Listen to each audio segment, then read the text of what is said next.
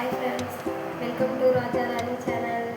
இன்னைக்கு நம்ம வீடியோல என்ன பார்க்க போறோம்னா முட்டை மசாலா எப்படி என் ஸ்டைல்ல பண்றதுன்னு பார்க்க போறோம். இப்போ வாங்க நம்ம வீடியோக்குள்ள போலாம். தாலி கட்டி வந்தவளே தலைக்கு மேல தூக்கி வச்சு தாங்குவானே தங்கமான புருஷனே ஒரு நிமிஷம் பிரிஞ்சிருந்தா பல வருஷம் பிரிஞ்சது போல் ஏங்குவானே தங்கமான புருஷனே கொண்டவள ஊர்வசியா மேனகையா தேவதையா கொஞ்சம் ஃபர்ஸ்ட் முட்டையை வேக வச்சு எடுத்துக்கலாம். ஸ்டவ் ஆன் பண்ணிவிட்டு சட்டியை அடுப்பில் வச்சுக்கலாம்.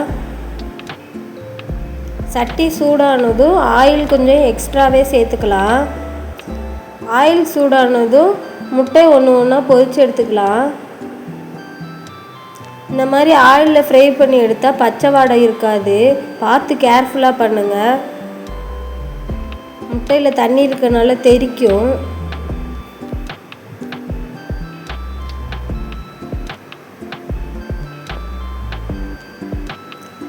லைட்டாக ஆயிலில் ஃப்ரை பண்ணால் போதும்.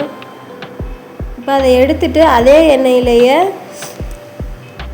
பட்டை, லவங்கம், சீரகம், சோம்பு, ஏலக்காய், கிராம்பு இதெல்லாம் சேர்த்துக்கலாம். லைட்டாக அதெல்லாம் பொரிஞ்சோடனே இஞ்சி பூண்டு பேஸ்ட்டு கொஞ்சம் சேர்த்துக்கலாம். இஞ்சி பூண்டு பச்சை வாசனை போகிறது வரைக்கும் வதக்கிக்கலாம்.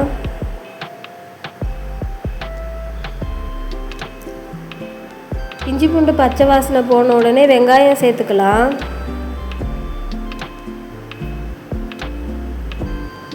வெங்காயம் லைட்டாக வதங்கின உடனே இப்போ நம்ம தக்காளி சேர்த்துக்கலாம்.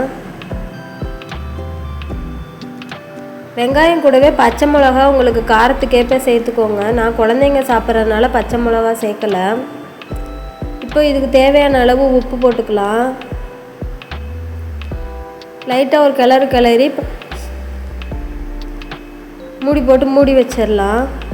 அப்போ தான் தக்காளி நல்லா மசிச்சு வரும். இந்த மாதிரி நல்லா கரண்டி வச்சு லைட்டாக ப்ரெஸ் பண்ணாலே தக்காளி நல்லா மசிச்சு வந்துடும். இப்போ நம்ம மசாலா சேர்த்துக்கலாம். மிளகாய் தூள் கொஞ்சம், சிக்கன் தூள் கொஞ்சம்,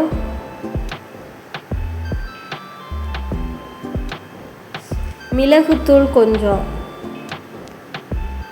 இது மிளகாய்த்தூளும் மிளகுத்தூளும் உங்கள் காரத்துக்கேற்ப சேர்த்துக்கோங்க.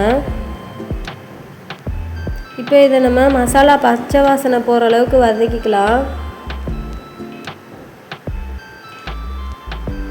இந்த மாதிரி மசாலாவோட பச்சை வாசனை போய் எண்ணெய் பிரிஞ்சு வந்ததுக்கப்புறம் நம்ம இப்போ முட்டையை ஒன்று ஒன்றா சேர்த்துக்கலாம்.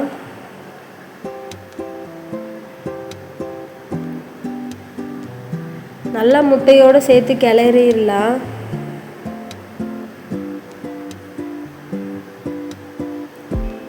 அவ்வளோதான். ஃபைனலாக கொத்தமல்லி தழை தூவி இறக்குன்னா நம்ம முட்டை மசாலா ரெடி.